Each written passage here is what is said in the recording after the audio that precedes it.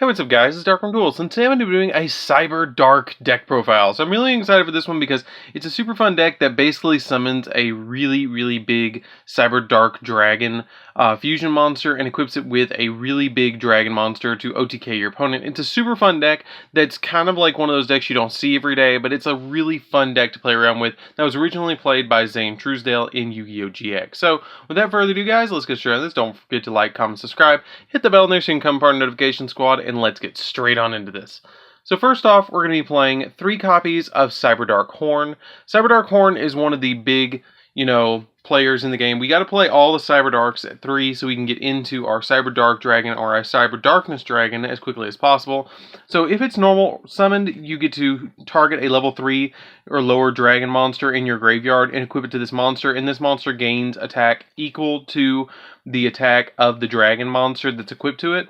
And then if this one particularly attacks a defense position monster, inflicts piercing damage, all of the Cyberdark machine monsters share the ability that when they're normal summoned, that you can equip a level 3 dragon monster from your graveyard onto them. Then we play 3 copies of Cyberdark Edge. This one is really interesting. It's probably, in my opinion, the best of all of them.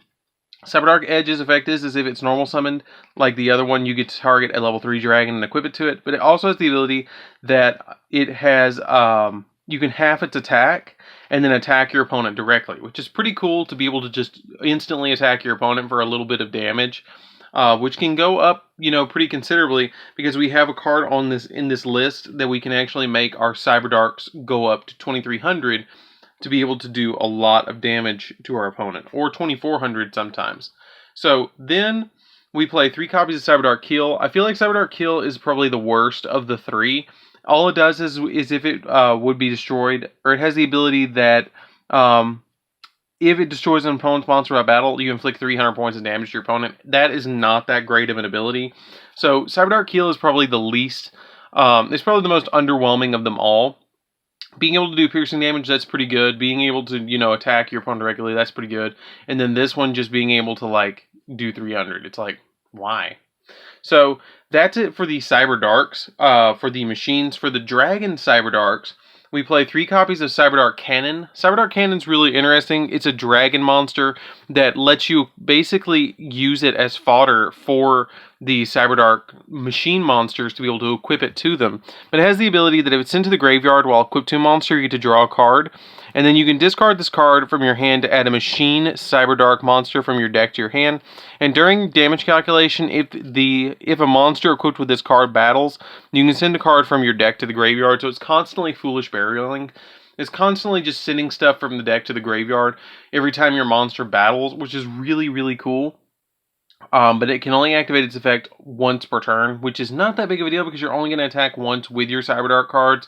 But it's not that big of a deal at all. But this is a super good card to have that ability with. Then we play 3 copies of Cyberdark Claw. Cyberdark Claw is one of the really interesting cards in this deck. It has the ability that if it's sent to the graveyard while equipped to a monster, you can target a Cyberdark monster in your grave and add it back to your hand. But then it also has the ability that you can discard it to add a Cyberdark spell or trap directly from your deck to your hand. And it also has the ability that during damage calculation, if the monster equipped with this card battles, you can send a monster from your extra deck to the graveyard, which comes into play quite considerably in the extra deck because it really helps us out with Cyberdark Dragon and getting equipped pieces, or getting pieces in the graveyard that you can equip to your Cyberdark Dragon or Cyberdarkness Dragon with this particular card. Then we play 2 copies of Ling Ling. This is a really good card to equip to your Cyberdark monsters. It has the ability that you can, it's basically a union monster, but it also has the ability that the original attack of the monster with this card becomes 1,000, and then it gains the 1,500, so it goes up to 2,500, which is really cool, because when it's equipped to it, which is just really nice. And it can make a second attack during each battle phase, and also if the equipped monster be destroyed by battle or by card effect, you can destroy this card instead. So it's just a really good card to play as a 2-of to be able to equip to your Cyberdark monsters. To be able to give them a second attack and make them go up to 2,500 because they're all at 800, so boost them up to 1,000, and then their effects kick in and say, hey, this is equipped to me, I'm going to gain the additional 15 as well, going up to 25. Then for the last 3 monsters in the main deck, we play 3 copies of Ash Blossom.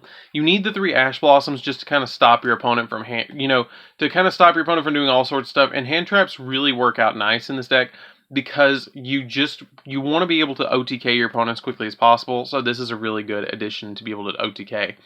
To be able to stop your opponent from doing shenanigans like special summoning stuff from the extra deck, or special summoning stuff from the main deck, and, adding cards from deck to hand. So that's it for the monsters, guys. Let's get into the spells. So for the spells, we're going to be playing 3 copies of Super Polymerization. Super Polymerization is absolutely nuts in this deck because you can use it to summon Starving Venom Fusion Dragon extremely easily in this deck, and Mud Dragon of the Swamp, just to be able to get stuff off the field and be able to, go in for what you need to go into. 3 copies of Called by the Grave. Called by the Grave just stops our opponent from hand trapping us because we don't want to have to deal with hand traps personally.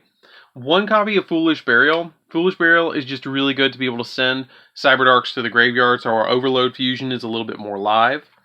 1 copy of Cyberdark Impact, which is searchable. You return a Cyberdark Horn, Edge, and Cyberdark Heel from your side of the field, hand, or graveyard to your deck to special summon a Cyberdark Dragon from your extra deck, and it counts as a special summon. It's treated as a fusion summon. So basically it's an easy way to get out your Cyberdark Dragon, and it's a searchable way to just put them both on board. Then we play 2 copies of Limiter Removal. I just played the 2 copies of Limiter Removal. Basically, it's to go in with Cyberdark Dragon or Cyberdarkness Dragon. It's just a good option to be able to go after your opponent and be able to OTK a little bit easier. I played 2 copies of Cyberdark Inferno, which is, again, searchable. It's a really interesting card that basically Cyberdark monsters you control, effect monsters you control, equipped with equip cards, cannot be destroyed by your opponent's card effects, and also your opponent cannot target them with card effects. It makes them untargetable, and you can't destroy them with card effects. And then it also has the ability that you can target a Cyberdark monster, return it to the hand, then immediately after this card resolves, you can normal summon another one to your side of the field. And then if this card in its owner's control is destroyed, you can add a Polymerization or a fusion spell, which I have a bunch of fusion spells to show you guys that we do play in here. But for draw power, we're going to play 3 copies of Allure of Darkness. You do need the Allure of Darkness because it just helps out so much to be able to just dig deeper in the deck. And since we play 3 of all of our Cyberdarks, it's not that big of a deal to banish 1 copy of one of them because it's not the end of the game if we do. Then we play for our fusion spells besides Super Poly. We're going to be playing 2 copies of Overload Fusion because it's pretty easy to get 3 Cyberdarks in the grave or get 5 different Cyberdarks in the grave. Well, not 5 different, but 5 Cyberdarks in the grave to fuse into our Cyberdarkness Dragon. And then we play 3 copies of Future Fusion. Future Fusion is really good in this deck because it has the ability that basically during the turn after it's activated, or during your next turn after it's activated, you send the fusion materials. So all you have to do is reveal Cyberdarkness Dragon and then send 5 different Cyberdark monsters from your deck to the graveyard so you can get the full Foolish Burial effect off of this. If your opponent does try and get rid of it, it's not that big of a deal because it's one of those, oh, big deal, you got rid of my Future Fusion. Oh, well, I'm just going to go for something else. I'm going to, make Overload Fusion live some other way. But basically, this really helps out to get Overload Fusion live. And then the Super Poly really helps out to get rid of your opponent's monsters. And it flows. It flows really well this way. So that's it for the main deck, guys. Let's get into the extra deck.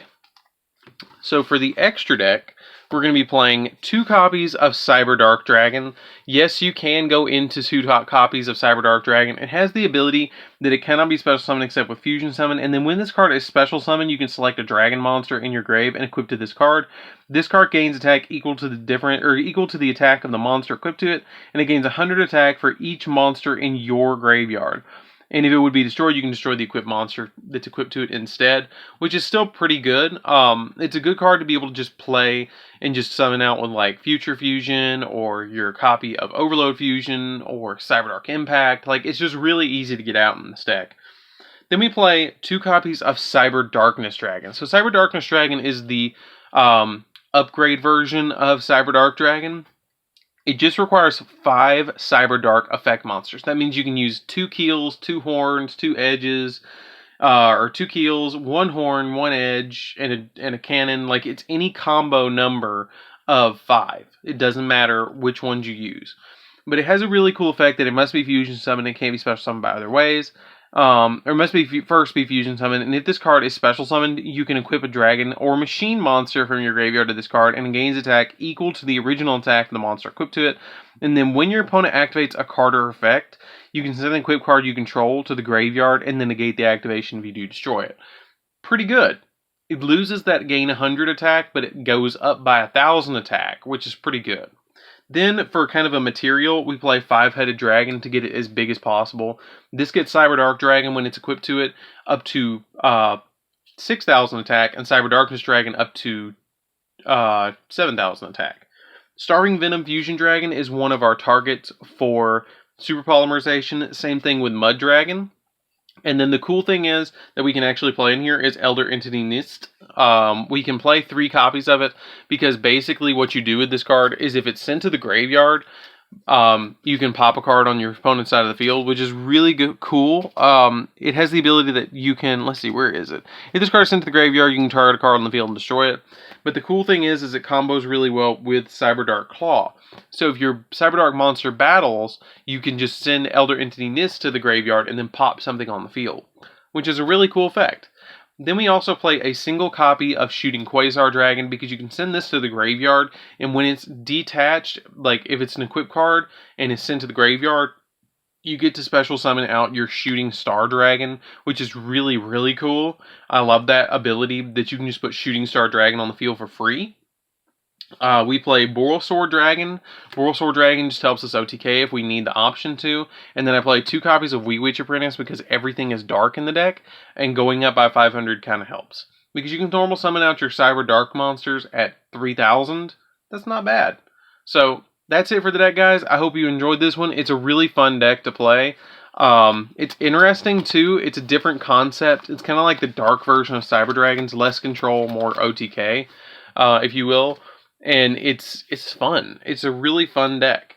And you can even, if you wanted to, you could even put you can put a small Cyber Dragon engine in here if you wanted to, and play like Cyber Core and stuff like that, or Cyber Dragon Core, so you can kind of search your cyber spells and traps a little bit easier. But other than that, that's the deck. Hope you guys enjoy it. Don't forget to like, comment, subscribe. Hit the bell on there so you can become part of the notification squad. And I'll see you guys in the next video. See you around, guys.